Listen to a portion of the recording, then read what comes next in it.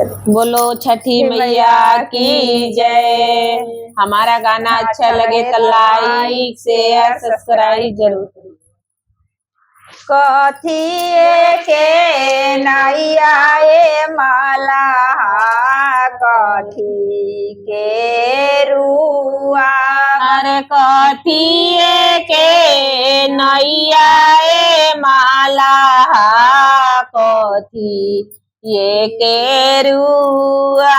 अरे कथिए के नैया ए माला कथी के रुआ। अरे कथिए के नैया ए माला कथी ये के रुआ। अरे कवन फलवा लदलाए माला नैया गमकत जा। अरे कवन फलवा लदलाए माला नैया गमकत जाए। अरे कवन फलवा लदलाए माला नैया गमकत जाए। अरे कवन फलवा लदलाए माला नैया गमकत जाए। सोनावे के नैया ए छठी मैया रूपे के रुआ। अरे सोनावे के नैया ए छठी मैया रूप के माँ। सोनावे के नैया ए छठी मैया रूपे के रुआ। अरे सोनाही के नैया ए छठी मैया रूपे के रुआ। अरे नारियर सारी फवाए छठी मैया नैया गमकत जा। अरे नारियर सारी फवाए छठी मैया नैया गमकत जा। अरे नारियर सारी फवाए छठी मैया नैया गमकत। अरे नारियर सारी फवाए छठी मैया नैया गमकत जा। अरे लिहल जइहाए माला गंगा जी के तीर। अरे लिहल जइहा ए माला गंगा जी के होती।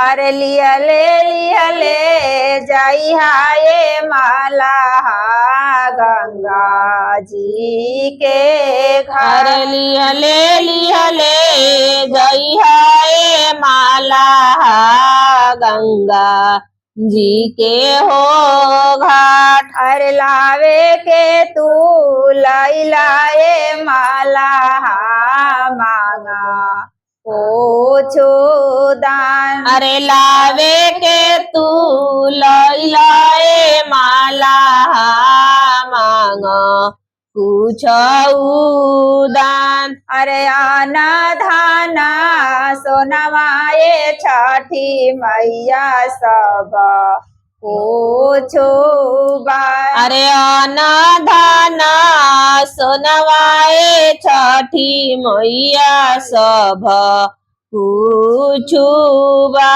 अरे आना धाना सोनवाए छठी मैया सब पूछो बा। अरे आना धाना सोनवाए छठी मैया सब पूछू बा।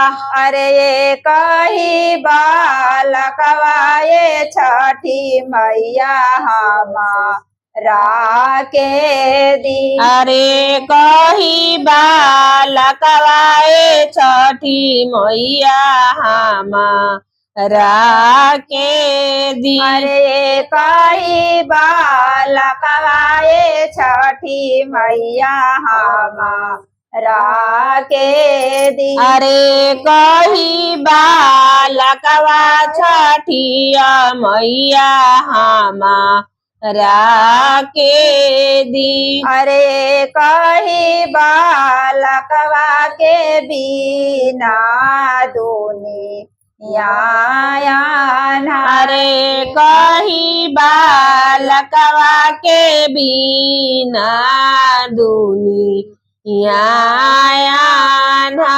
अरे देई के बालकवा ए छठी मैया कई देही आजोर। अरे देई के बालकवा छठिया मैया कई देई आजो।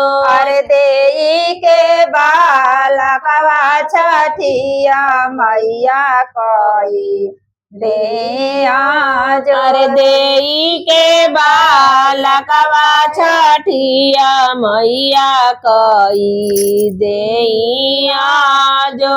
अरे आजू के नामे महीना वाला तोहरे हो।